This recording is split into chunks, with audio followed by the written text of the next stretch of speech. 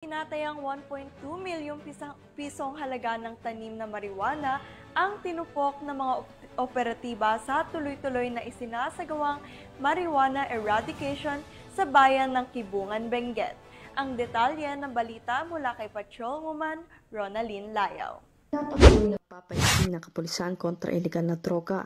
Tinatayang 600,000 halaga ng fully grown marijuana plants ang nadiskubre ng mga otoridad sa isinagawang marijuana eradication sa barangay Lukong, Tinglayan, Kalinga nito lamang ika-15 ng Hunyo 2025. Matagumpay ang nasabing eradikasyon dahil sa pagtutulungan ng mga operatiba sa pangunguna ng mga tauhan ng Tinglayan Municipal Police Station, Drug Enforcement Unit, Police Intervention Unit, Kalinga PPO, 153rd MC, Regional Mobile Force Battalion 15, 1st and 2nd Kalinga PMFC.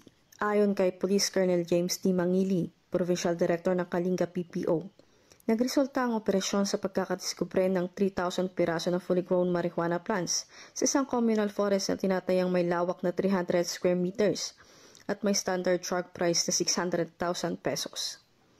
Bagamat walang nahuling cultivator, binunot at sinunog ng mga operatiba ang mga pinagbabawal na tanim sa mismong lugar pagkatapos ng pagdokumento at pagkuha ng sapat na sample upang isumite sa Kalinga Provincial Forensic Unit para sa karagdagang pagsusuri.